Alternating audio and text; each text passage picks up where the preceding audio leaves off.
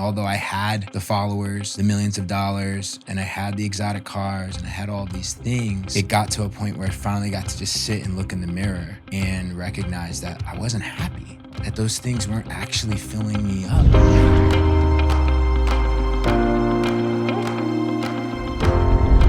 Hello, beautiful beings. Welcome back to the Know Thyself podcast, where every single week we get the honor and privilege to sit down with an open heart, a brilliant mind, and sometimes a dear friend, which today is definitely the case. Gerard Adams is my guest today. He is an angel investor, a thought leader, a social entrepreneur, somebody who started a company called Elite Daily, and it quickly became one of the largest number one news sources for millennials. And in 2015, it got acquired for a lot of money. And he since then has gone on really the path of inspiring and mentoring entrepreneurs through his academy and through his brand Leaders Create Leaders. And he's accomplished a lot in his young life, the most of which recent, and he's probably most proud of, is he is a new father to a beautiful baby girl.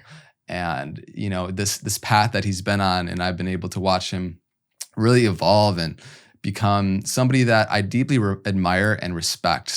He is somebody that is coming out with a new book, working title, F You Dad, Love You Dad right now. And he's going to be exploring the core blueprint of what it means to be a devoted father, lover, friend, and husband. And just on a personal note, Gerard is somebody that I really admire and respect, and his ability to both be a business badass and also a heart-centered individual that really wants to show up and serve the planet to his greatest capability. He is somebody that is able to hold that balance that most people aren't able to. And it's with that I deeply respect him. He's somebody that I feel is authentically showing up in service, and he wears his heart on his sleeve. And I'm really excited to dive into this podcast today. We're going to be covering over many different topics, and I'm excited to see where this goes. Definitely going to be filled with a lot of value. We're going to be going over looking at leadership through the lens of fatherhood. What does it really mean to live a life of fulfillment, and what does it mean to be the leader of your lineage? So without further ado, Gerard, thank you for being here, bro. Wow. Thank you so much, brother, for those beautiful words I receive. And that wasn't always the case. And so truly, I mean that. Thank you for those words, and thank you for your friendship and for creating this epic platform. I mean, like, I know all of us, because myself included, as someone who listens to it, it's so valuable, and it's fun. I hear the conversations, and it's dynamic, and it goes deep. And it's really beautiful. It's creating so much healing and inspiration. And I see you, brother, and I'm really grateful to be here. Like, the studio is so epic, and excited to open my heart and share just what is present right now, in the hope that it will inspire someone listening. Yeah. So thank you so much. Received fully, man. Everything that you say and all the kind words that you share, I reflect back in you, and just being able to see your journey over the past, decade, 2 decades of creating empires and having the success. But over the past, few years, I've really been able to see you go on the spiritual journey, not only just becoming a father more recently, but also just shifting your priorities, I guess, and focus towards healing yourself in the deepest parts that you weren't aware of previously, to be able to show up at even deeper levels of service.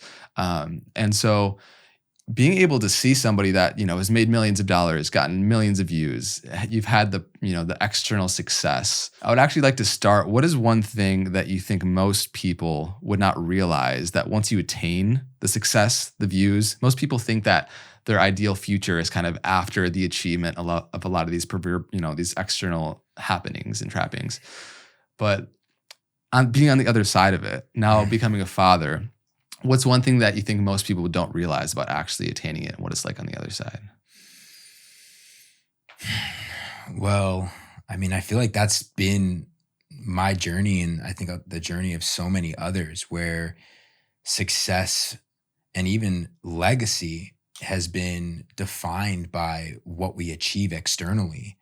And for me, it took going after all of that and sacrificing all the things that actually were meaningful and that are the things that we deeply are craving, like family and friendships and love and health and these things. And like, I thought it was cool to pretty much sacrifice those things to have these things externally, like the cars and the money and all of those things. And those things, I love those things. I Right. still love those things, Yeah. like that have created joy in my life. Yeah.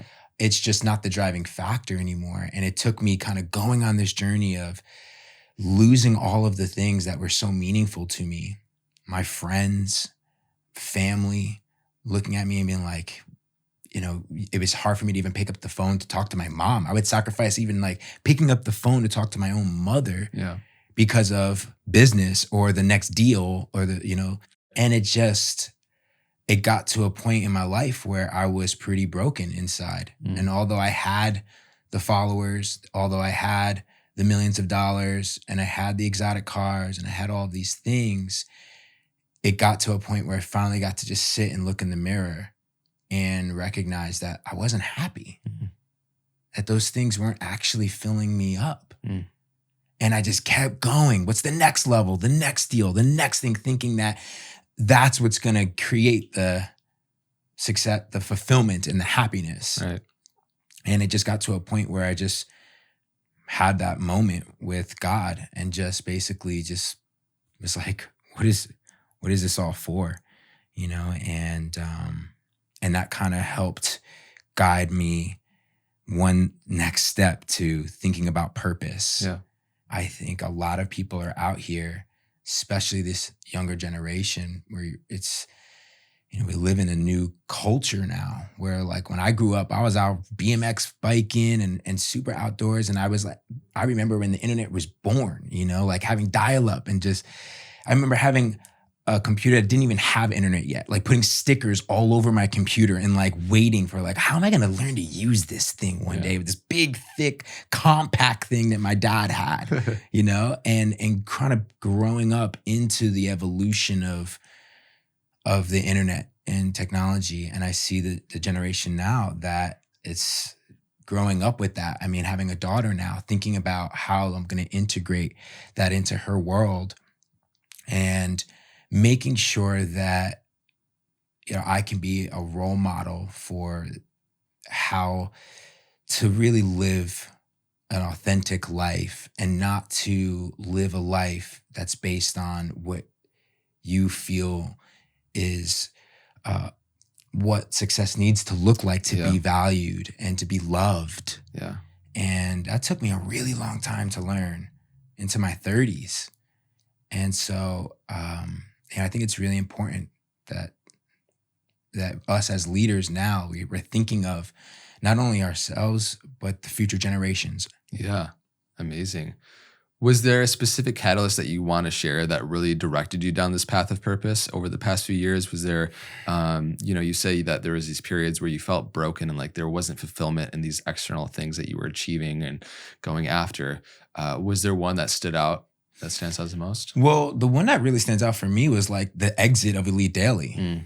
Like my identity was so tied to that. And so when it sold, I felt so scared.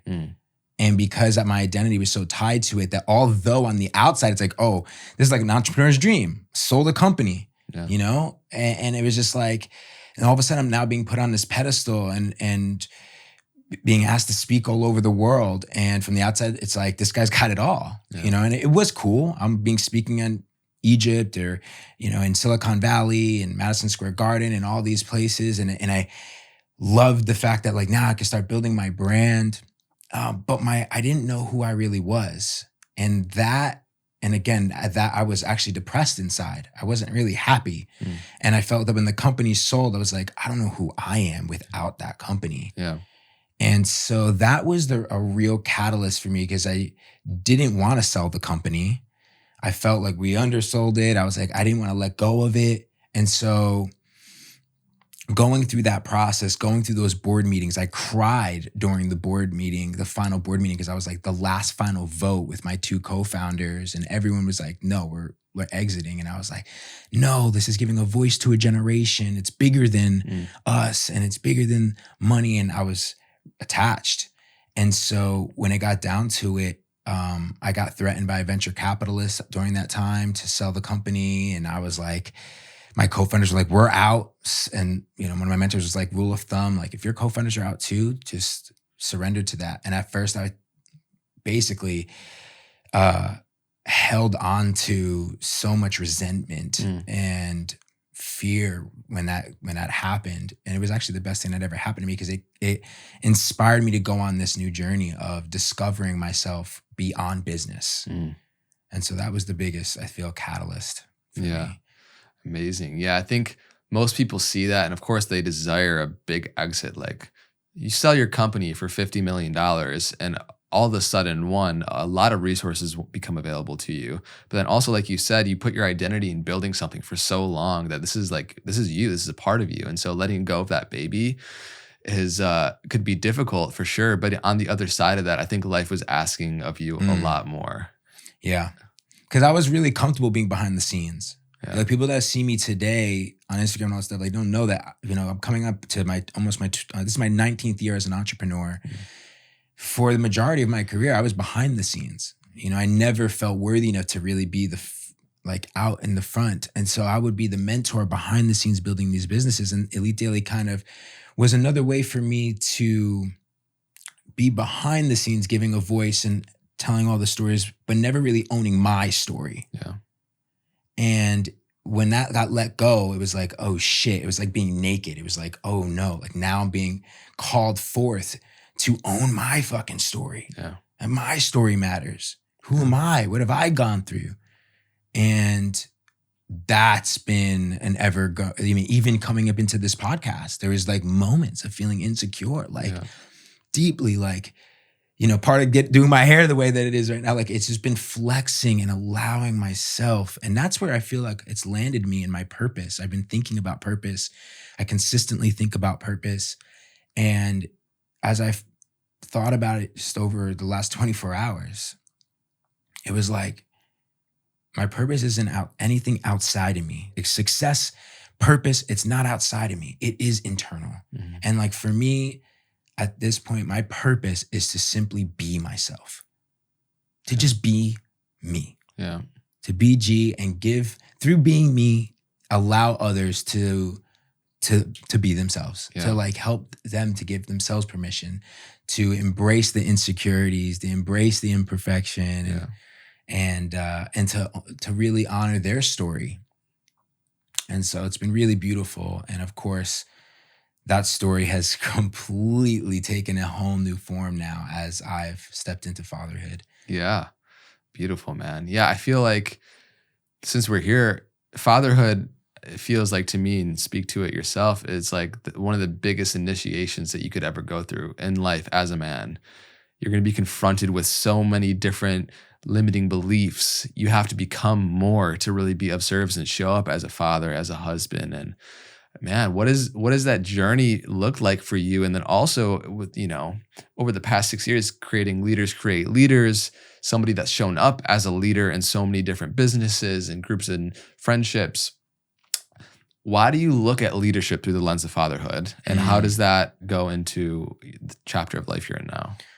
Yeah, that's a really great question. And, you know, it's been this beautiful process, this book, and of course, stepping into fatherhood, it's just been this beautiful ceremony for me and rite of passage for me. And even in hindsight, like when I look at Leaders Create Leaders over the last 6 years and I see the leader that I was, and I started it compared to the leader I am now, I was carrying still this part of me, even starting Leaders Create Leaders, that wanted to be seen, wanted to prove myself, thought that my purpose was like, let me go out and create and serve everything external, but like really not taking the time to look at the leader within. Yeah. And it was fun. It's been phenomenal work. And I look back at the last 6 years, and I'm like, damn, like I am, when it comes to the hustle, like I know how to hustle. I know how to inspire and put myself out there in being devoted to my mission. And I feel that when I became a father, it really got me to slow the fuck down. As much as I felt this purpose to own my story and to start Leaders Create Leaders after selling my company, I still was running on an operating system that was the hustle mentality, even in service. Yeah. And that can happen so easily. We still can step into doing such phenomenal work in the world, serving the planet, serving humanity, but like still can be operating on that hustle mentality. And that was me, it was still somewhat like team no sleep. Yeah. And not recognizing that like I needed to take some time to allow myself to reflect on what I've gone through and what I need to be able to truly be the most compassionate leader that I can possibly be, and present leader that I desire to be as a father. Yeah. And so fatherhood caused me to really slow down and take a pause. And I feel it allowed me to look at how I was still carrying so many wounds. Even to this day, I'm still healing. This book is still this beautiful journey for me to continue to heal what I'm recognizing that has created so much pain and suffering throughout my life from craving my father's love. And how when I was young, and how much I protected my dad, because we can want to protect the people, especially family that has hurt us, right? Mm-hmm. And now I've gotten to a place where I've been able to say, yeah, I love my dad, of course, and I really take a moment to look at little Gerard and sit with the little Gerard that had a father that carried also a lot of pain and a lot of suffering, and took out a lot of that pain, not knowing how to deal with it, and took it out on me, and that little Gerard that just like didn't understand, like to the point where, feeling numb from my father, like hitting me with that belt, and seeing the rage in his eyes and like begging, like, just take me. Like, I don't know what else. I have nothing left, Dad, and like just feeling into that pain and feeling how that caused me to so badly want to perform to get my dad's love, and always feeling like no matter what, it would never be enough, that like I'm going to be hit, and I'm going to be, there's something wrong that's going to cause me to, and it created such fear, that perpetuated in my whole life, like from being bullied as a young kid, getting jumped so many times, which caused me to join a gang, which created just so many cycles throughout my life of violence and anger, breakups, and chasing the money and those things that to try to make my dad proud, to feel validated, to feel enough. But really never giving myself an opportunity to feel into what little Gerard had gone through, and kind of like take the moment to look at how it affected my entire life and career. And then all of a sudden it was like coming into fatherhood, it was like, whoa, like thinking about my own child, I was like, oof. And then honoring the little boy inside of me, and going through this process of also thinking about my lineage and the grandfathers and my dad, and finally starting to open up conversations with him about his dad, which he never talked to me about. And it's just been this really beautiful, really, really beautiful process, and something that is really present. And I realized that we're all children here. We're all children here, and there's so many of us that haven't given ourselves permission to really look at that father wound and give ourselves an opportunity to give ourselves compassion through that and be with that and heal that and reestablish a new relationship with the Father, not just our biological father, but like Father God and what the father archetype is. A lot of us, we don't necessarily need a child to come into the world to really step into that father archetype. And that was something that I even learned before Skyla was born. It was like, how do I start to step into that archetype now in the father that I want to become? Yeah. And looking at life and leadership in that way of devotion and like unwavering love and compassion, and seeing how the world is changing. The old leader is kind of based on that old way that I see a lot of how fathers were, that, you know, where that created so much separation and war, you know, and I think we're now in a new paradigm in the way that we are creating family, in the way that in community, and even the way that we're doing business. That old way doesn't work anymore. The way that we can love our child, I look at business as like a spiritual child. I look at, you know, everything through the lens of spirituality. And now even so, as for me, the father, not just the father, but even the grandfather. And how can I nurture everything around me from that? How can I see Andre right now as the father and the grandfather and all of the grandfathers that have come before you, and the pain and the suffering and all of the things that they've had to go through, for you to be in this chair right now in front of me, hosting this beautiful space and platform, and the healing that you're creating in the world and the impact that you're creating in the world is just so beautiful. And like, I see you and I see the grandfather in you, and I see all that has had to happen for you to be this man that you are before me. And now it's like, look at what can be created from having such reverence for those fathers and what they've gone through, but also not carrying that pain anymore. Like actually saying, hey, it stops with me. I get to choose a new way, an evolved way, so that my kids don't have to carry that pain. And my kids can actually not grow up having that. And my child, my daughter, Skyla, can grow up with knowing what a present father that loves her, unwavering, devoted to her, and that will hold her and will see her and will challenge her, but make sure that she knows that, like, no matter what, I love her just as she is. She has to do nothing for her to feel that she needs to prove herself to get to receive that love. Simply just being her. And knowing what compassion and having affection and the care and the caress of that father, just as much as he can be the protector and the provider.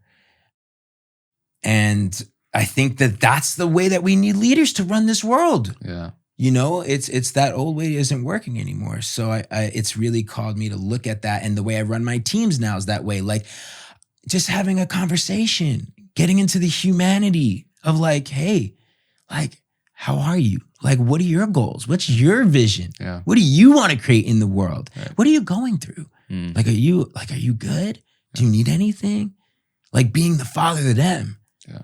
And like seeing how much that lights them up, and boom, you already know the productivity and the creativity and the impact by you just really caring about your team. Like, seeing a culture thrive like that from the lens of a devoted, compassionate father, and looking at that as a devoted, compassionate leader. Yeah. What can be created from that is unbelievable. And I think that is what I want to support leaders today in understanding, because that is where legacy can be created, like true legacy, not legacy based on what you achieve, but legacy based on what you can keep alive, what you can preserve, and the impact based on how you care about the people that you love in your life, including this family, humanity. Yeah. Wow. What a powerful, powerful answer, bro. That was amazing. I resonate so deeply with everything that you're saying. I think for people that aren't necessarily showing up as a father to a child at this period of their life that are listening right now, you're speaking to how important it is to heal the relationship that we have with our parents so that we don't carry that on. The memories can stay with us, but to be continued to be defined by them is going to pass it down. Paraphrasing, but Carl Jung said, we're tasked with the unfinished business of our parents. So the relationship that we have with our father and with our mother, if we haven't reconciled a lot of these things that have created friction and resistance within our system, then we're going to pass it on to the next generation. So it's our work, as you're saying, to show up as a leader, and the initiation into responsibility is so important, regardless if you're going to bear a child into this in this life or not. The responsibility to own your shit, your light and your dark, is going to make you that much more of an effective of a leader, and as a father, as a friend, as a husband, as everybody in your life. And I love how you're speaking to the archetype of the devoted father and showing up in this taking the responsibility of your life to the next level. And so, yeah, man, how has that showed up for you, and how has it been this as you've been healing this relationship with your own father, which doesn't necessarily require you to like speak with him and work through things, but just like reconciling that energy within yourself allowed you to take responsibility and show up as who you want to be as a father for your new baby. Yeah, thank you for that beautiful reflection and transmission, because I love the way you articulate things. And it's cool. Like it's like once we can come into that true responsibility, all of a sudden it's like we start to empower ourselves. It's like, yes, it doesn't define us. And it's like, okay, I can now actually be the compassionate father that my father even needed. Yeah. Like I'm actually healing things that I'm like, when I called my dad and I was like, yo, dad, like, I just want you to know, I'm writing a book that's fuck you, dad, love you, dad, healing the father wound and becoming the leader of your lineage. And I just want you to hear it from me first. He was like, if that's what the world needs, and this is the way my dad's always been, like, go. Wow. Like, go for it, son. Yeah. If that's what the world needs. And I see and I feel, without even talking to him, I know he sees the healing that he's craved happening through me. And that's what happens a lot through our children. Yeah. And what's such an honor now is, instead of what it defined who I became, my personality, my identity, it allowed me to have so much reverence for what he's gone through, my grandfather's gone through, and actually look at it with such gratitude to say, wow, what an honor it is for me to be the son, the great grandson that has the opportunity to honor my grandparents and my father and for all that they've had to go through, and be able to now also have the responsibility to be the new torchbearer, what I call the new ancestor. Yeah. That actually gets to, what an honor to heal that, transform that, so that the next evolution of our lineage can be even more conscious and evolved, and from this place of love. And now, if you look at what I've already created, what Andre's already created, do you know what our children are going to be able to create? Like, how fucking cool is that? Like, we're all talking about the world going through some shit. Yes. And the world is in the fucking darkest place I've ever seen. Like, we're going through a true period of darkness. And like, we are the new ancestors. And when we actually can take this responsibility and step into the new mothers and fathers that are truly healed, ourselves, being the change ourselves, not so much from what do we need to do externally, but being it internally, truly being it within our own homes, within our own bodies, within our own spirits, right? Like, now when we can consciously choose to birth a child, like, what can be created with, like, I'm so excited about what Skyla is going to create in this world. Me too. Like, I'm so stoked about all of the children that are coming into this world.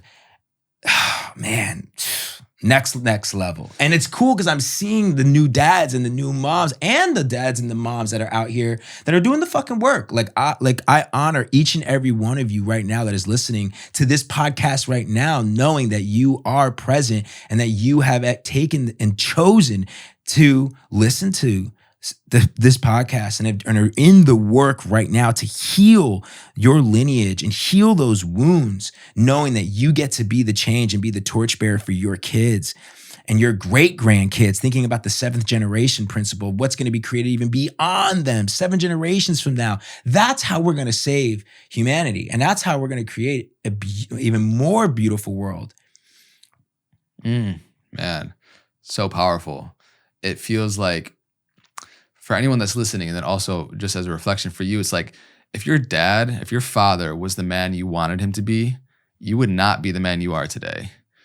And you are now given the opportunity to be a father to your father, to show up as compassionate and understanding the wounds and pain that he went through that led him to be who he is and make the decisions he has. I've worked through this as well with my own father. We have very similar, energies there. When my parents split when I was 8, and seeing, certain things that were, happening in the household, and now starting to rekindle a relationship with him more in my life it's healing for me to see him go through the healing, and like to not hold a grudge or resistance against him, because he was going through his own suffering and he didn't know how to show up as maybe the most compassionate father, or show up in his healing, because he just didn't have the right tools. And because his father and his father's father were in a completely different world, and how they grew up, and their ideas of masculinity and how to show up as, and raise a family. And so the work that you're doing, man, like you're speaking to, is impacting the generations to come with your family that you're creating. And it's so beautiful to be, see you continue to do this work and show up in this way, and to have these conversations with these cameras and mics in front of us that also give the listeners and watchers an invitation to fully take responsibility of all of their shadows, of all of their life, so they don't have to pass on, what has been transgressed upon them. Yeah. And so it's powerful work. And become the leader of your lineage. Yeah. Like, how cool is that? You get to become the torchbearer and the leader of your lineage. And thank you for sharing, Andre, about opening up a little bit about what you've gone through with your parents, and like how you're now like going through that similar journey with your dad, because it really is special to be able to do that. And not everybody has that opportunity.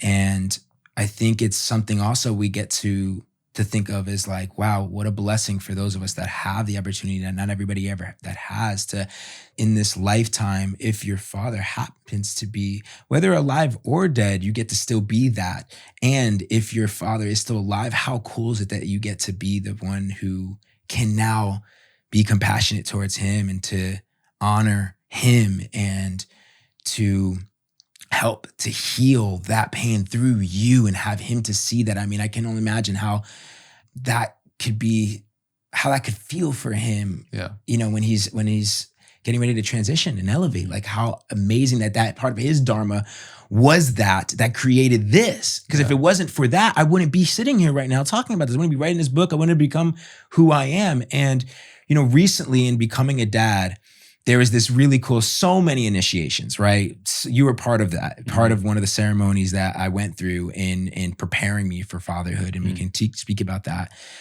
And one of those, for me, more in the 3D, was like, all of a sudden, my fiance, like, shout out to Ashley, we'll speak about, so much of this initiation and how I've transitioned into how I see her now as the mother. Yeah. And so I love you, baby, so much. And when we were celebrating Skyla, one of the first things was like, okay, like my dad flies in, like your parents fly in, my parents fly in. And I remember going out on the lake. We live on a lake in North Carolina, and we go out on this boat, and it's me, my dad, and Ashley's dad. Shout out to Chip. Chip's like fucking so cool, like coolest dad. And it was a real powerful moment for me. We all have cigars, and it was like, ooh, okay, cool. Like I'm being initiated into like dad life, you know what I'm saying? So I was like, asking him for some advice. What did they learn? My dad, I have 2 beautiful sisters. Chip is raised Ashley. And so it's like, they have daughters, and it's like asking him for advice. But there was this moment on that boat where I felt initiated by them. And in that moment, I felt the permission, divine permission, to ask my dad about his dad, which all my life, if I asked my dad about his dad, it was like, we're not going there. will not talk to me about it, won't open up. We didn't go to his funeral. Like something really was there. Mm.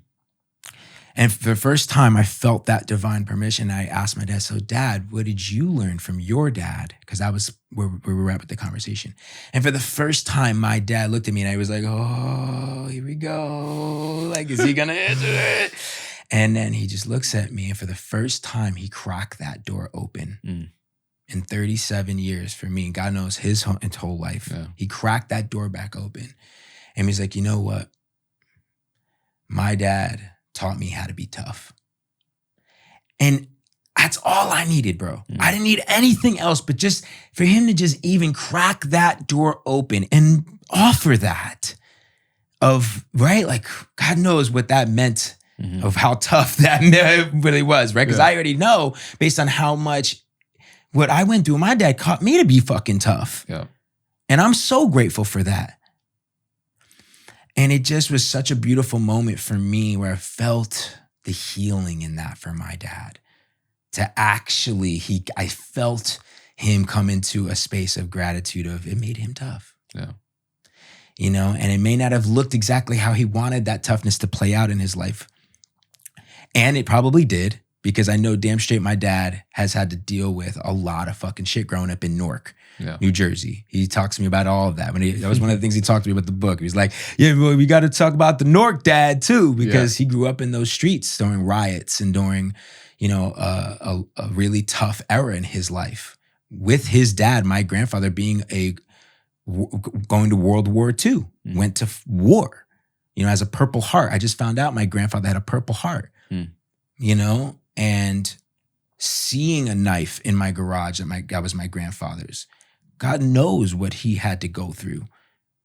And so it was a really beautiful part of this initiation. It was just a really beautiful moment that I saw my dad step into a moment of healing. And it was just like, oh, cool. Like, damn, you know, and we have the opportunity to create those spaces.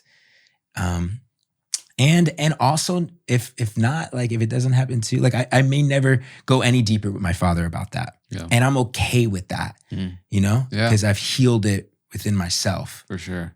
And it's like healing it with your father is beautiful. Like, if you have the ability to work with the person that there's trauma related to at all, that's beautiful. And it all lives within your body. So you can access it at any moment. There's millions of different tools, whether it's plant medicine or breath work or meditation or movement or, you know, song and dance. There's so many different ways in order to access the memories that are stored in our tissues in our body. And I was, you know, privileged to sit in one of your ceremonies where you got access to kind of a memory or a realization of things that were holding you back in terms of being able to step into a father that you hadn't realized. And if you want to share, I think it's powerful to go into that vulnerable space, because I think a lot of people can relate, and it's a powerful part of your story.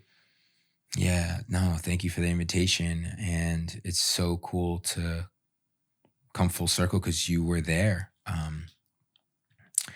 and documented some of that. And it's like, wow, that was such a profound. And I want to just also give a shout out to Azria and Benjamin for creating the space. Their book, Becoming, is epic. Their movement, the work they're doing is just absolutely so beautiful. And I'm just so grateful for them calling me forth to step into a container with them to be able to heal what I didn't even know was still in my body and in my cells and all of that. I had no clue. And I went into this ceremony where I just surrendered, of course, like, was just like full surrender. And, you know, we set intentions coming into these ceremonies. And I remember my intention being like, you know, sometimes I'll come in and I have like a direct type of intention. Like, can you help me specifically with this? Yeah. Typically, it doesn't really ever look that way. Right. Similar to a business plan. But I remember this one being like in complete surrender, like, you know, Source, God, please reveal to me what is within me that is a block that I need to heal. Just reveal that to me, whatever it may be. And what a journey. I mean, I was in that journey, and I never truly have ever felt shame like this in my life. The amount of shame that I felt from all of a sudden going through this journey, I just remember connecting to the divine and God just being like, okay, like you want to step into this next level and you desire one day to have that family and to be with your partner as a devoted father, a devoted husband, devoted man. Well, you remember this?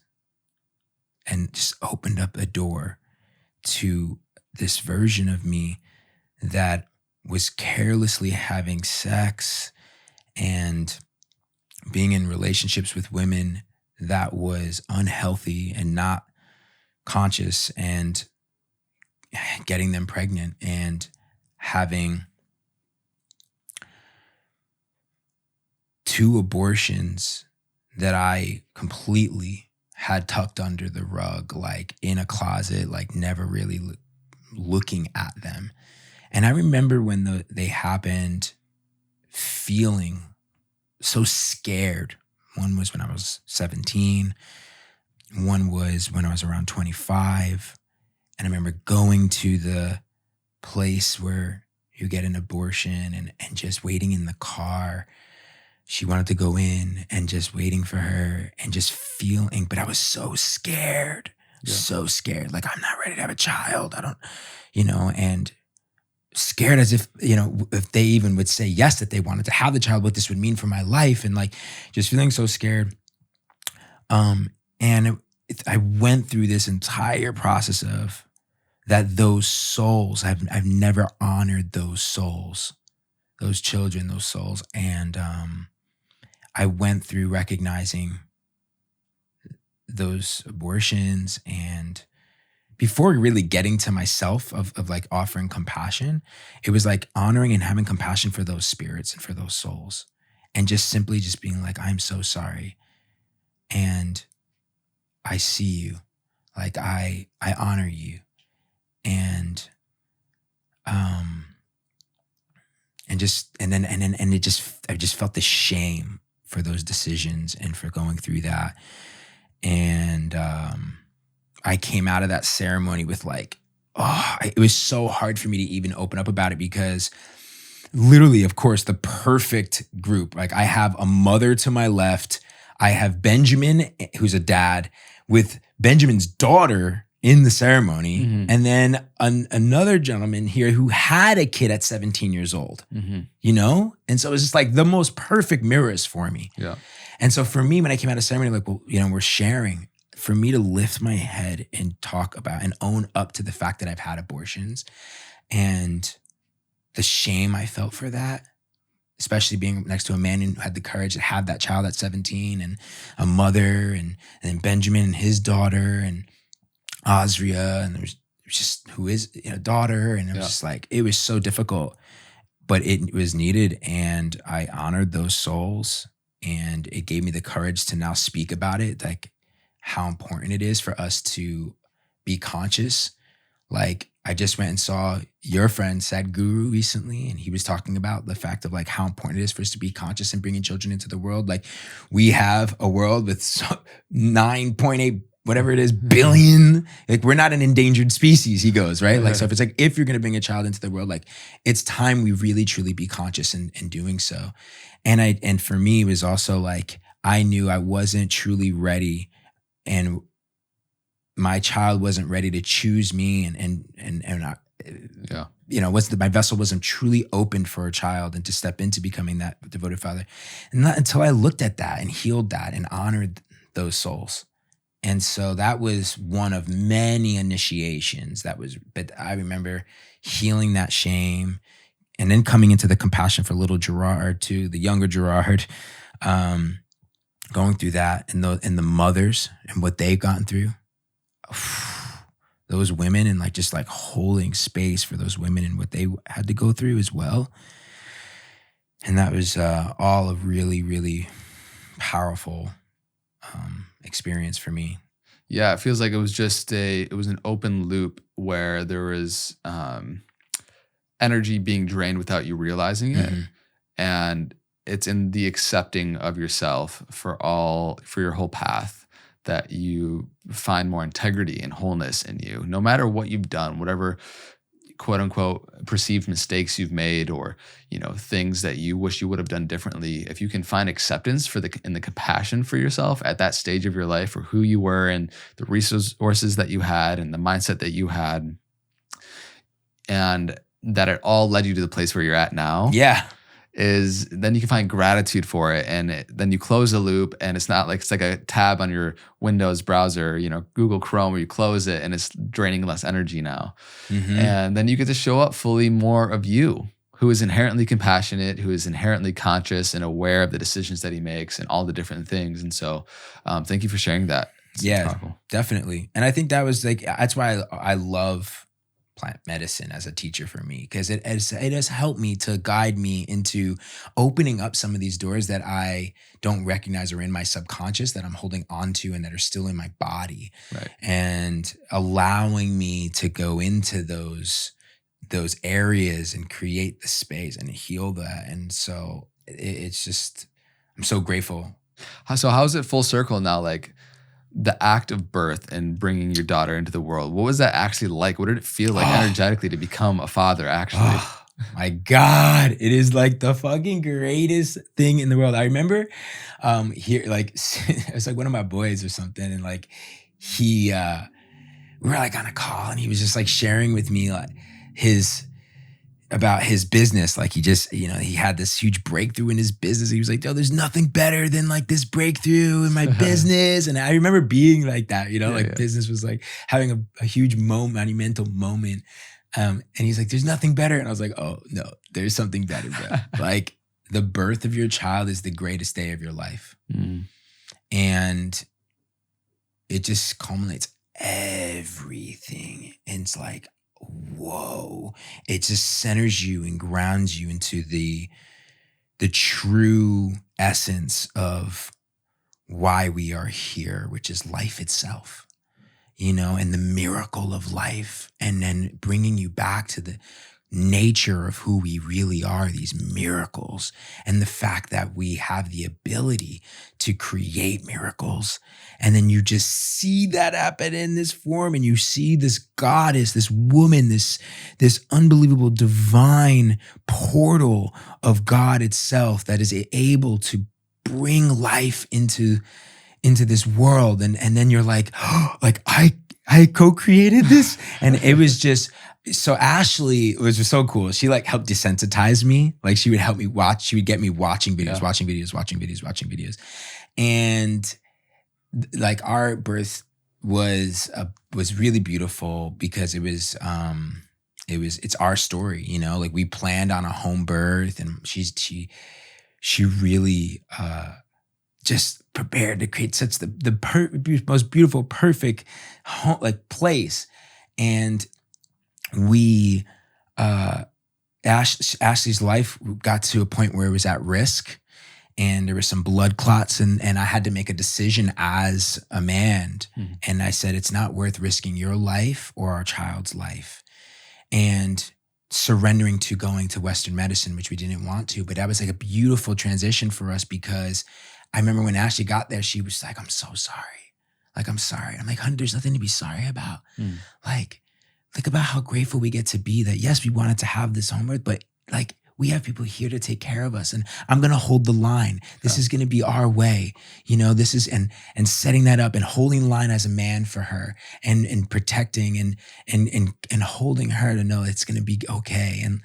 And all the desensitizing videos got me prepared for this moment where like all of a sudden we're going through this process. She'll share more. Ashley's getting ready to share like the full story. Yeah. So get ready for that on her podcast. And so I don't want to take it all. Mm-hmm. But there was that moment where then the doctor's like, "Okay, Dad, she's here. She's coming. She's coming. You can see her. She's almost here. Like, do you want to?" And I remember in a minute being like, "Oh, is that, do I really want this?" And I was like, "I'm prepared for this." Yeah. Yes. And I just went and looked, and oh my God, just seeing this beautiful soul coming earth side. I was like, oh, like, it's just the most unbelievable thing to witness. And then as a dad, it was like, as she came out, it was just like instantly, like I had snot to my knees. I'm pouring, crying. I'm hysterical. And just like, oh, my little girl, like, you're okay. You're safe, honey. And checking her fingers, like she has five fingers. She has 5 toes. Like she's good. And then bringing her to the mother. And I just remember being like, you're so beautiful. You're so beautiful. You're okay, honey. And as soon as she heard my voice, she just stopped crying. And it just was like, oh, yes. Because all the moments singing to the womb and holding the womb and talking to her in the womb. And it was just like that connection. I just felt it with her. And it was just the most beautiful, the first moment of holding my little girl, bare skin on my chest. And it just was like the biggest blessing of my life. Like everything else is extra, is dessert. Doing this and sharing my story and there's all these things. It's extra. It's overflowing. But the joy of becoming a father, a mother to a child, and now being able to nurture that child's soul and see it's like every day. Like it's every single day now is just even more of a miracle. So beautiful, man. So happy for you. So Thanks, proud. man. So proud. Thanks, bro. Can't wait to see this beautiful family blossom, and the man that you're becoming by virtue of it is so exciting for the world to receive and for me to see. So thank you, man. So beautiful. Now, you've been writing this book, and I'm sure anytime for anybody who's written a book and really dissected their journey and seen the path that they've gone on, they have to examine all the things that have made them who they are today and the insights they've gleaned from it. How is your consciousness raised by virtue of writing a book, and what has been your experience of pouring yourself into a book, and how that's been revealing for you? Yeah, it's been like so revealing. And writing a book I text Aubrey and I was like, I'm writing my first book. I figured it's come, like it was like just divine that way that it hit. I was in Peru and going through a ceremony, and I came out and it was just so clear. And I remember being called to write about ancestral leadership is what came through. It was called through this idea of ancestry and coming through this lens of the devoted father. And I remember texting Aubrey, and it was just like, I got it. And he was like, all right, this is your first galley. And I was like, what the fuck's a galley? Aubrey's got the best words. And so I look it up, and it was like, oh, cool. It's like this huge ship, where everyone's rowing, and it's like, you're going in a direction, and it's, you're on this quest, and it's how it feels for me. And it's tough, and it's exposing parts of me, and it's all like, it's healing, it's scary. The insecurity comes up. Even, again, I'll mention coming here, it's just like, oh, who am I to talk about, I just became a dad, and who am I to share about all this idea of becoming a devoted father or ancestry, and these little insecurities come back up, and it's just beautiful. It allows me to continue to come back into just the authenticity. Like, what matters is not, how perfect the chapters are, or the title, or the assignments in it, and how practical it is, and how the reader is able to understand it all. Like, all that stuff matters, but really what matters is like that it's my truth. And that I can just be vulnerable and express truly what that journey is for me. And so it's just been really, really beautiful. And it's getting me to step more in my artistry, like beyond social media. For a really long time, I've kind of been like, all right, like I love building a personal brand. Personal brand is so dope. I will continue. But, I want to step into the next level of what it means for me to be an artist. And for me, that's like going more with depth than width. For a long time, it was like, keeping up with the reels and the TikTok video. And then recently it's been like, I kind of want to slow that down and not worry about quantity and views and any of that. Like, I want my work to be something that I'm taking my time, and it's done as a piece of art that like if I'm not guaranteed tomorrow, but when I die, this book will be an heirloom Yeah. and will be something that I can truly leave as a beautiful artifact of my legacy. Yeah. Powerful. It's definitely an offering for your lineage. It's like, I just think of how really disconnected from my ancestry, like even just 2 generations back. I don't know my grandfather's story or his father, like, and it's so interesting. The more I've developed a relationship with my own father, or begun to, and like seeing myself in him, and like the brilliance of his mind and his musical capabilities, and like things that genetically just get passed on. It's like, it would be so. Imagine having like a Last Supper or like a big dinner with all of your ancestry at a table. How wild that would be. So check this out. I've been thinking about building this idea because it's like, it's so cool to look at how things are advancing with technology. Yeah. Like I fucking Web3, I'm like so lit. Yeah. I'm like, yo, like I haven't been this excited about the internet since the internet was born. Right. Like Web3 is super fucking dope. Yeah.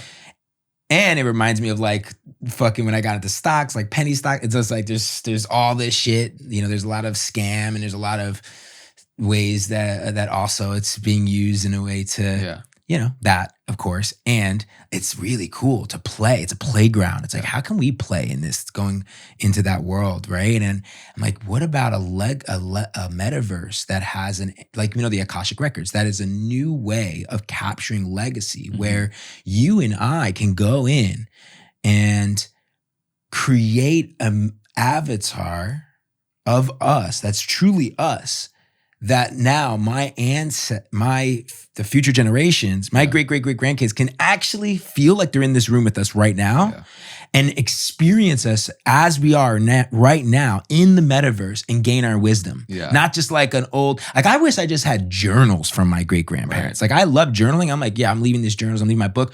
But like, what I want to is like, let's take legacy to the next level. Let's take our wills and legacy to the Web3 space. And like, actually now you can come into the metaverse and sit with great-grandpa Gerard, great-great-grandpa Andre, and like fucking see who you are right now in your 30s, and like fucking like gain wisdom from you. Yeah. Like, how cool would that be? So epic, man. So powerful. Like I want to like for sure over the next year, like interview my parents, anybody that's alive in my ancestry, and the best of their ability to give me the recollection of their ancestors and like their father and mother and their like where they came from, their story, as much as they know. But like nobody up until this point has been given the opportunity to really be a leader of your lineage because of the technology and how connected we are now, and the ability to actually capture this stuff, whether it's in Web3 or literally just filming, sit down interview and getting the stories of. Oh, yes. I did that with my grandfather. He turned 100 years old. Whoa. And I show up to his home in Bronzeville, Texas with Digital Jeff. Shout out to Digital Jeff. He was my co-creator of Leaders Create Leaders, the show. 6 years we traveled the world together interviewing epic minds. And Digital Jeff shows up with me with the camera. Yeah. And my grandfather at 100 years old was like, what the fuck are you trying to film me right now? He's got the oxygen tank and everything. I was like, oh my God. And I was like feeling the judgment, like, it really wasn't the judgment of my family. It was my inner judgment of like what my family was going to think with me showing up to document this. Right. In hindsight, my family is so grateful that I have a video getting advice from my grandfather at 100 years old, and he passed away at 100 years old. Wow. And I have a video with my mother. And so like, if you're listening to this, highly recommend taking that advice from Andre, where like, whatever it looks like, I gave my mom and my dad for now, these like, there's this cool thing on Amazon where there's these books that are already out there that like, it's something like your mom's story, your dad's story. And it's kind of a guided journal prompt book where they can write. And my mom's been doing it, filling it out, like how she grew up and like think what are her favorite flowers and boom, boom, boom, boom, boom. And it's like, like we have the ability to start that now with our family. And we get to also take it to a whole new level as the leader of our lineage. Yeah. Powerful, man. That's epic. That's so cool that you actually did that and took the initiative to do that. It's powerful. Yeah, it's on YouTube if you guys want to check it out. Yeah. It's dude, it's awesome to see, like, you've made so much content. First of all, like, you've made so much content and you've shown up so powerfully as an interviewer and as a content creator. And even just to what you spoke to earlier, the shout out to the vulnerability of even acknowledging and saying that, there's like these nerves or like there's these inner critics. Yeah. It's so much more powerful to show up in a space instead of feeling that and having a veneer of coming across as you're unshaken and you're this perfectionist kind of persona that you could place, or show up vulnerably and like it creates a deeper level of intimacy and connection with the audience, with the host, with all of it. If you like speak into that, and then it also kind of just helps it fade away as well, because it's not a truth. It might just feel like your reality in the moment, but you're somebody that's deeply authentic and sharing things like that most people would think, after doing so much content and interviewing so many brilliant minds, that it's good to hear that you still have these inner conflicts. For people to hear that and see that once you achieve the success or the views and the money, these things just don't go away. And so it helps people find, I think, a deeper acceptance of their own path and to be compassionate towards themselves, no matter what they may be going through or feeling. Yeah, thank you, brother, so much for that reflection. And it's definitely wasn't always the case. So much of, if you go back on my Instagram, you go to YouTube, so much was the G that was trying to be perfect. So badly wanting to be liked, so badly wanting to be validated, wanting to be loved. And oh man, I look at that G and I'm in a process now of just honoring that part of me. And really, for the first time, over this, even like last year, like I named my little Gerard Jeezy, and I'm like embracing Jeezy again. That's why my hair is all fucking neon colors and just sick, like, by the way. Thank you. And I'm just like integrating Jeezy and playing. Like we get to fucking play. We get to play and we take shit so fucking serious. And it's like, we are all children. You know what I mean? It's like, yo, let's just fucking play. Yes, shit is serious. Yes, we get to lead. Yes, we have a big responsibility here. We get to play a big game. For sure.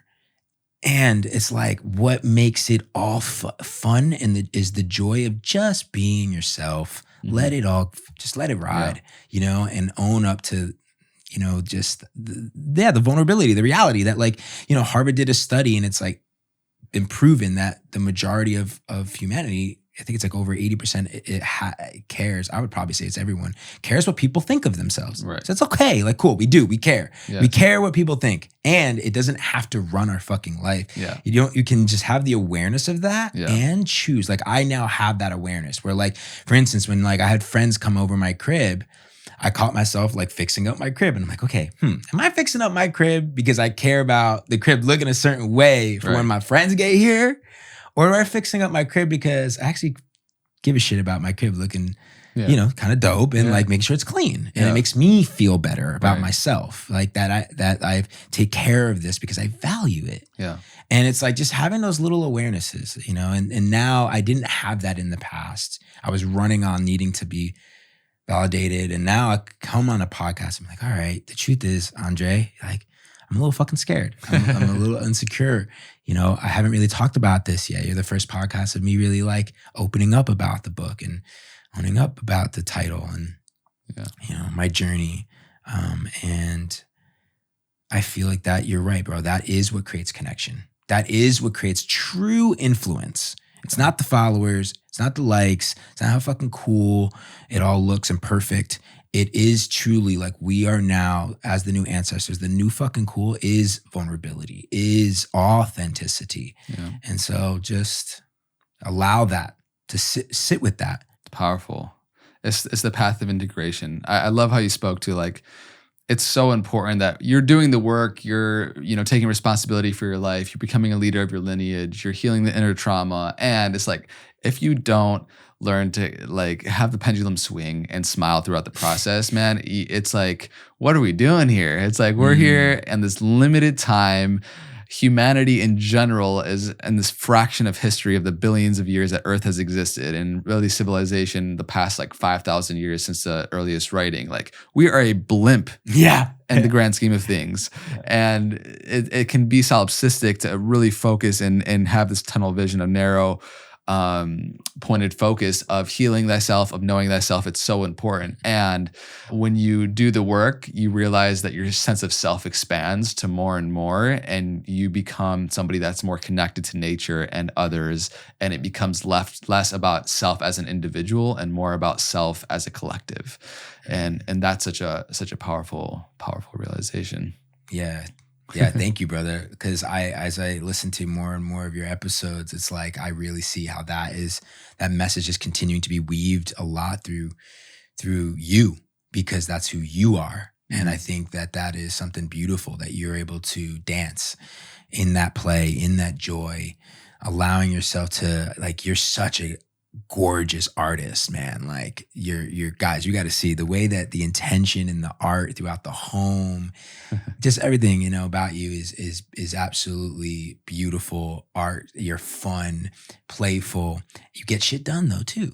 You're playing a big fucking game, and you're stepping into even more of, like, you're creating a true legacy that's going to be felt be way beyond this time. Thank you. Line. And so, it's cool to that's the dance we get to play with, is we get to play and let our inner child play, and enjoy the process, and not be so addicted and attached to the outcomes and the achievement.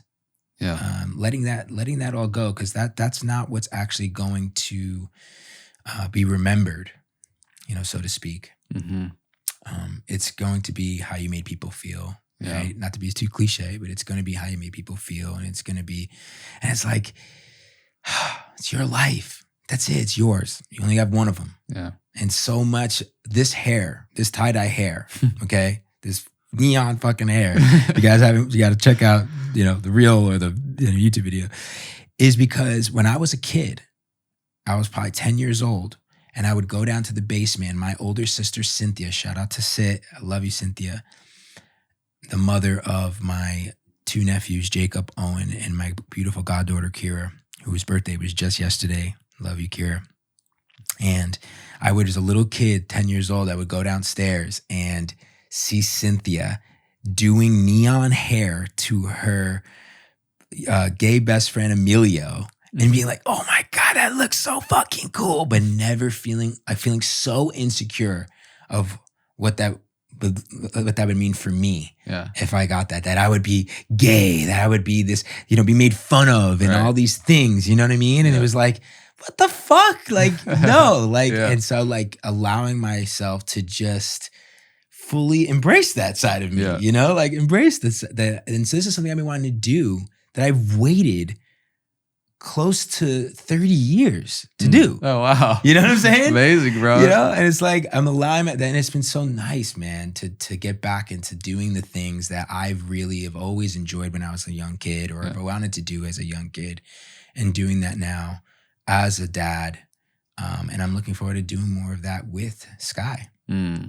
So good. It's beautiful. I feel like when you bring a child into this world, it's an invitation to bring your own child back into the world. It's like, I think Sadhguru says all the time, he's like, we're not here to teach our children. They're here to teach us, and it's a beautiful invitation to allow the child back in us to come back out into the world. And so it's exciting, man.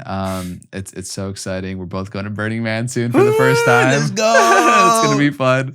Live it up, bro. The self-expression. We both never have gone before. So yeah, definitely. I think that's what I'm most excited about, is seeing so much of this authentic expression. Yeah.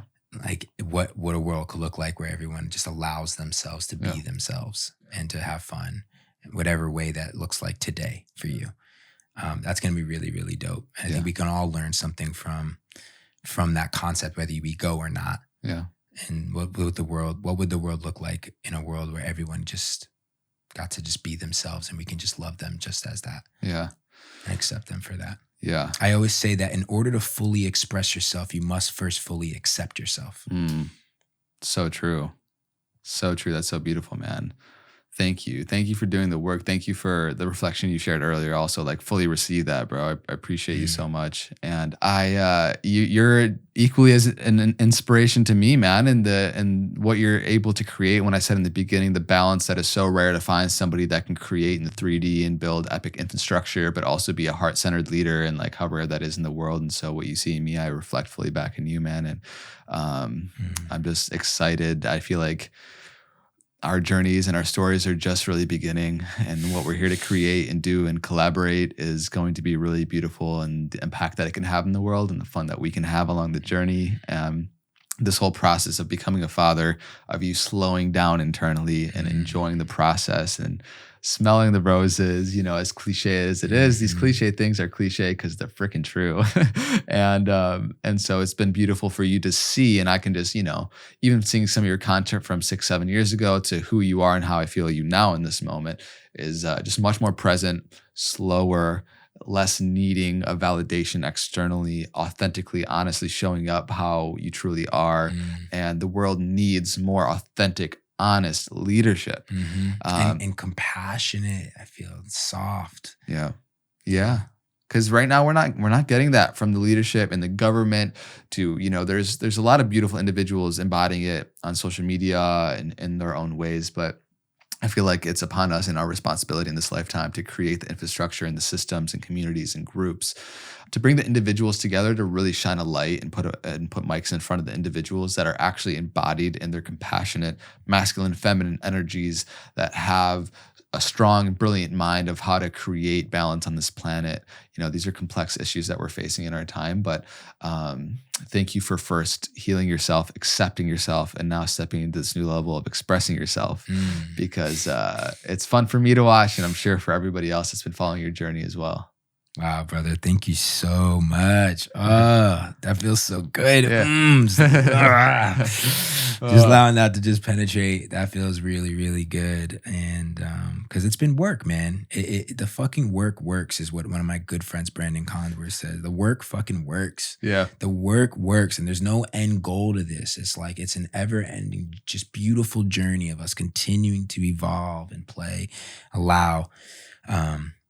And the work works, brother. And I'm just so grateful for that acknowledgement, for the way you see me, and just feeling into that for myself too. Just like what I've had to do to step into this embodiment. Cause it takes time, it takes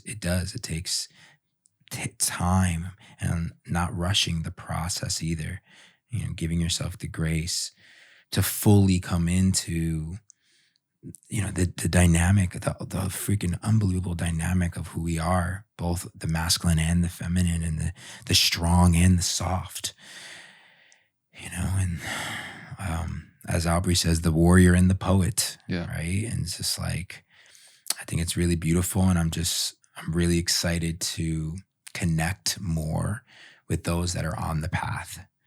I want to connect more. I think community is so important now more than ever before. And it's like, we're all in this together. And so much of earlier in my career was the lone wolf. And now it's like, all right, like wolf pack, like, let's go. Like, let's like support each other. I love the ecosystem right now in the conscious collective where we're all supporting one another. The mudita mindset of, celebrating each other with joy and it's really dope to see. And when we can step into that and fully recognize there's more for you to step into this work, there is more for you in allowing yourself to heal and to have this new awareness and to practice, to be in the practice of it and to be in the vulnerability of that and to slowly come into the embodiment. It's like all of a sudden you start to attract phenomenal friends, people that love you, that see you, that can acknowledge you the way that you just acknowledge each other. And it's and like fucking receive that. You know how many times throughout my life someone would try to say a compliment to me and I was just like right away, like, just not able to feel it. Right. Just because I was so caught up in trying to look a certain way and trying to, that like I couldn't even allow myself to feel what it feels like to be seen. Because I was too scared to look at myself. And so thank you, brother. And I'm excited to see more more of you that are on the path. Let's connect for sure. Yeah. Amazing, man. Beautiful. Thank you so much for sharing your journey today, your story, your insight, your profound individual.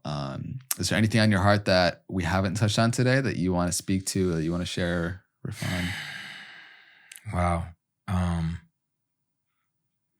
I feel complete, brother. Yeah, this is really beautiful. And I feel like there's more. It leaves room for more, right? For sure. So there'll be more of this with us. And I'm so stoked to see what me and you can continue to create together. But more importantly, our friendship. Yeah.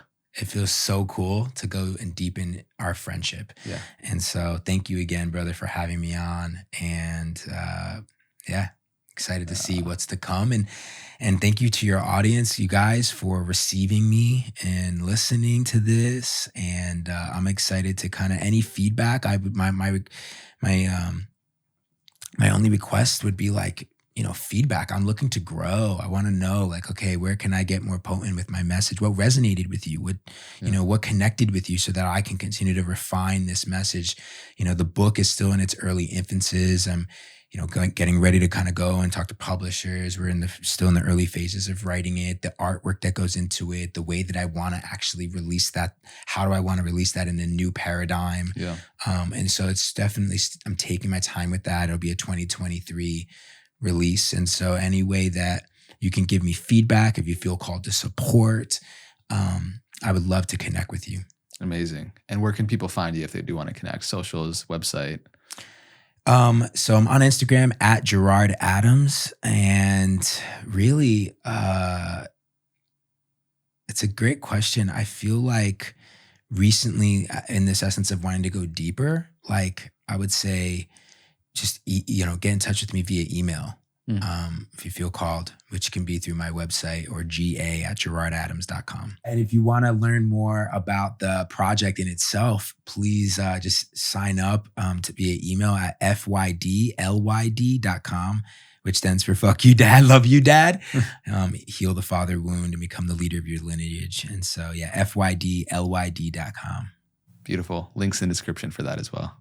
Amazing, man. Thank you, brother. Thank you so much. This has been a pleasure of mine. Mutually, I feel the general excitement of like where this friendship is going, and then also what we get to co-create on this planet in our life and all the things, man. So thank you. I appreciate you. Hey, the grandfather in me sees the grandfather in you, brother. I love it. Yes. So good.